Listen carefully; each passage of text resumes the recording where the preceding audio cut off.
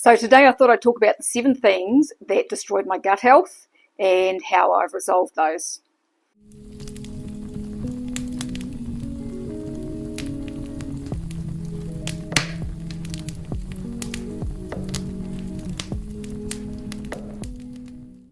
Hi there, my name is Sue and I've been on a carnivore diet now for just a bit over 20 months. Today I want to talk about the things that actually destroyed my gut over the years and how I've actually resolved that using the carnivore diet, but not just the carnivore diet. Now the truth is that the carnivore diet did not heal my gut on its own, and it didn't seem to be quite enough to get me there. I've had decades of IBS diarrhea. Sometimes in my life it's been worse, sometimes it's been better, but over the last 10 years it was just getting worse and worse and worse and was really affecting my life. And so when I started on the carnivore diet almost 2 years ago, I was really hopeful that it was going to heal my gut. But after over a year on this diet, it just wasn't doing it. So I'm going to talk a bit more about that later, but I'm going to go through the 7 things that actually I believe, or that I know, destroyed my gut health over the years. When I was young, I had a lot of antibiotics. I used to get tonsillitis all the time when I was little, and so I was constantly on antibiotics until I had my tonsils out when I was 5.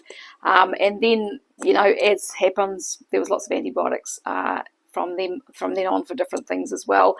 And so there was lots of antibiotics right from when I was little, right through until I was in my 20s. The last time I actually had antibiotics was in 1990 for an ear infection, and I've never had them since. The number one thing that I believe affected my digestive health was just taking whatever drugs the doctor said to take. So that was me when I was younger, the same as a lot of people. I mean, a lot of people do that throughout their lives. But, I had all the antibiotics when I was little, and then as I got older, there was antibiotics for different things. And even as a teenager, when I really started having some bad problems with my gut, I was back and forth to the doctor and the hospital to A&E with abdominal pain and all this stuff, and right through to my mid-20s. And in my early 20s, my GP decided that I probably had a stomach ulcer, and so he gave me a prescription for a drug called Tagamet, which lowers the stomach acid. And so I took that for 2 years. Now, the information about H. pylori, the bacteria that actually causes stomach ulcers, came out after that, I think, and so he obviously didn't know about that. But H. pylori and taking these acid-reducing drugs both can be a cause of SIBO, or small intestinal bacterial overgrowth, which I ended up discovering was a big part of my problem, and I'll talk about that a little bit later. So, but I believe that that drug actually set me up for the IBS diarrhea that I've pretty much had for decades. So the number 2 thing that I believe set me up for all these gut issues was snacking and overeating. I was a snacker forever. So even as a child, I used to overeat regularly. It was always as though I couldn't get enough food into me. And as an adult, that was pretty much the same, especially when I was vegan and vegetarian. So when I was eating the vegan diet and when I was vegetarian, which was over 10 years, I just constantly grazed. And that's really common in those communities for people to constantly eat. And I think it's because you're really not being satiated. And so you're constantly eating. And I also kind of believed things like, eating 6 small meals a day was a good thing for your metabolism. So I did that off and on, and, eating breakfast, eating lunch, having morning tea, having afternoon tea. These are all a problem because if you're eating too often, it can affect the MMC, or the migrating motor complex, in the small intestine, because the small intestine is not getting a break. So if the MMC gets out of whack, then that also causes SIBO, because the food can sit for too long in your intestine, bacteria multiply, and then you can end up with resident bacteria in your gut. Now, the thing that I forgot to mention with number 1 was that when your stomach acid is being lowered by the drugs, is that the bacteria on food can actually pass through your stomach and into your small intestine. Your acidic stomach is supposed to kill off those bacteria, but if the acid is being artificially lowered by a drug, then it can allow some of those bacteria on the food or in the food to pass through into your small intestine. And then if your MMC isn't working properly and it's sitting in your intestine for much longer than it's supposed to be, then those bacteria are multiplying and growing, and can eventually cause a problem with SIBO, or small intestinal bacterial overgrowth, or SIFO, which is small intestinal fungal overgrowth. So my number 3 mistake that I made that has contributed to my gut health issues that I had for years was following trends with food. I've always been interested in health, weight loss, and the new foods that came out, because I had a real obsession with food. So, I was an early adopter of things like soy, and I would eat, the gluten-free keto junk foods that came out, and all of those sorts of things. So, I remember when my son was a baby, that was when I jumped onto the soy bandwagon. And I mean, my son's 37 now, so that was a long time ago. I was one of the first people I knew to have a microwave oven, and I was buying soy flour and soy milk and trying those things. And so all of these things have contributed to my gut health. And then in later years, trying keto and eating the keto snack things that are full of, almond flour and all that sort of thing. Because the oxalates and the plant toxins in these products were also helping to damage my already damaged gut. And that leads me on to number 4, which is eating a plant-based diet. So I did years of green smoothies and juicing because I thought that they were good for my health. And, I was eating pretty clean most of the time, but I was just filling my body full of oxalate. And, when your gut is already in a bad way and you're piling all of these plant toxins into your body, it just sets you up for ill health, because more oxalate is going to be absorbed into your body, and that fiber is all kind of helping to keep the irritation in your digestive system going. So I remember reading Dr. Natasha Campbell-McBride's book on the GAPS diet, and because I actually did the GAPS diet for a fair while after my thyroid had been overactive in 2011. And she said something in there that really makes sense.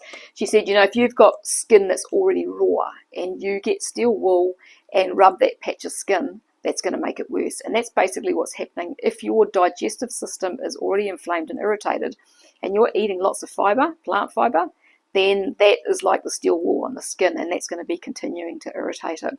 The years that I had of, doing all these green smoothies and juices, I was consuming massive amounts of oxalate in the spinach and the almonds and the chia seeds and everything that I was piling into those smoothies every day. And the other thing, of course, being vegan and vegetarian, I didn't eat meat for years, and that was a mistake. And so I now know that the meat is so essential for helping to heal our bodies.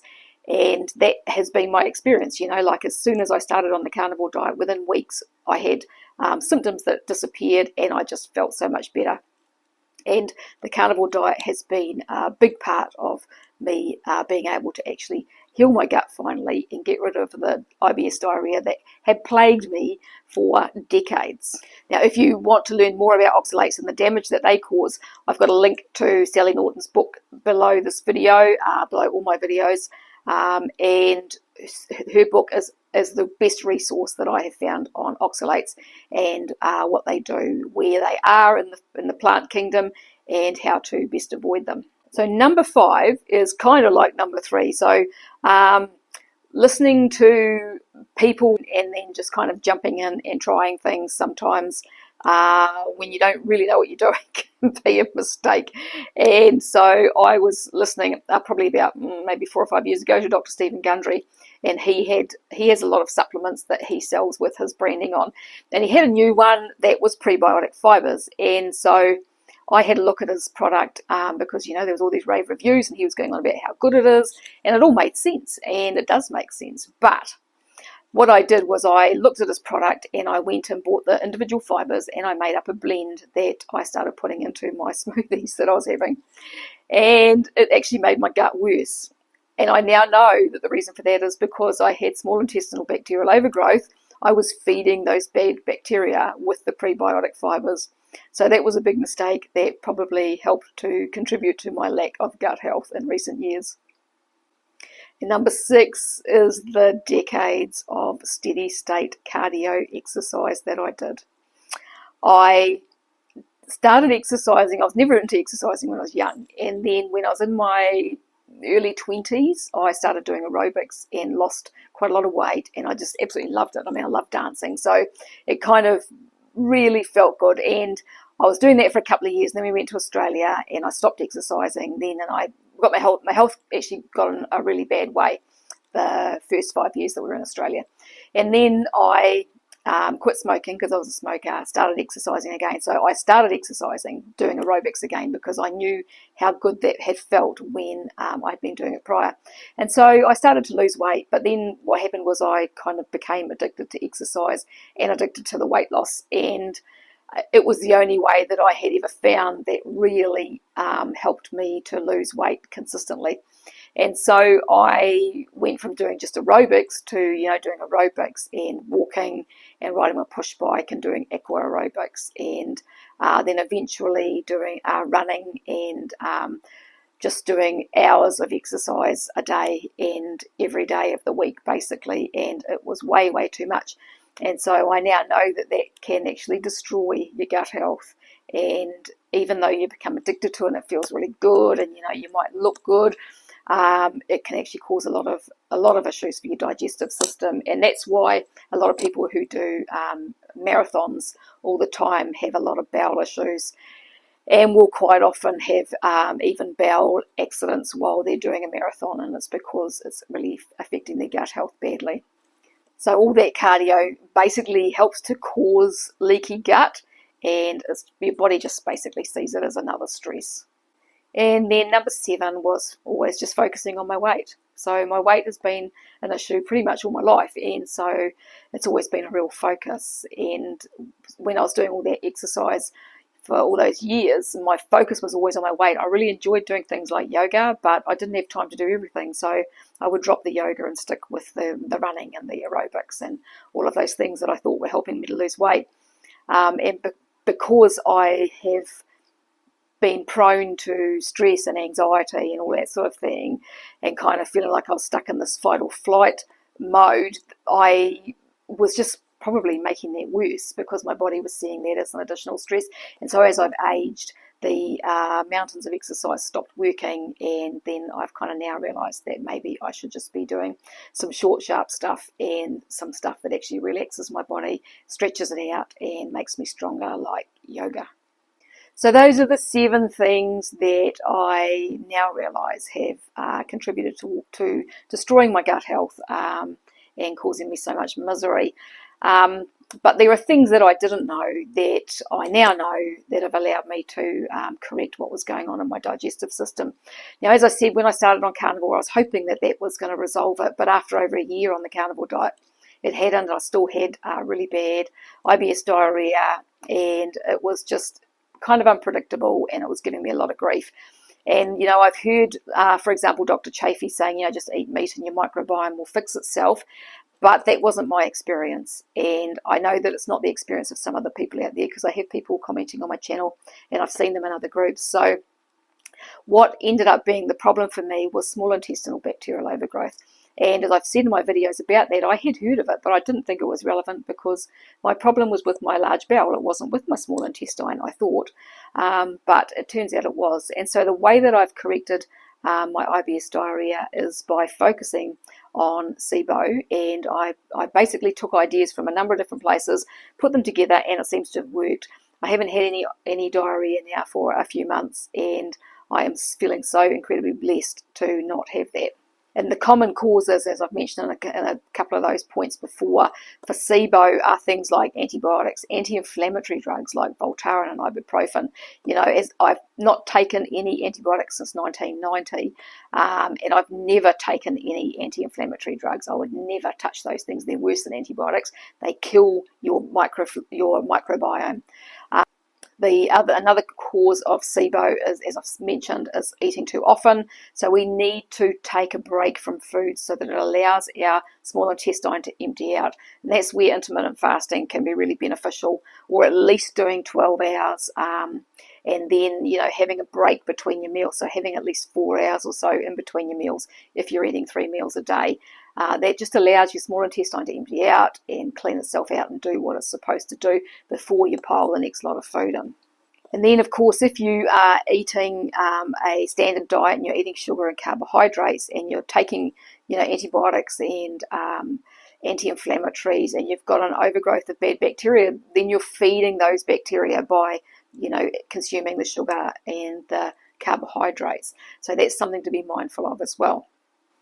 And then, of course, the whole exercise, over-exercising and running and all the rest of it, as I've already mentioned. So in my case, I'm quite hopeful that my carnivore diet is going to keep everything under control. I'm still using the 36-hour fermented yogurts that Dr. Davis talks about in his book. I will link to that book below.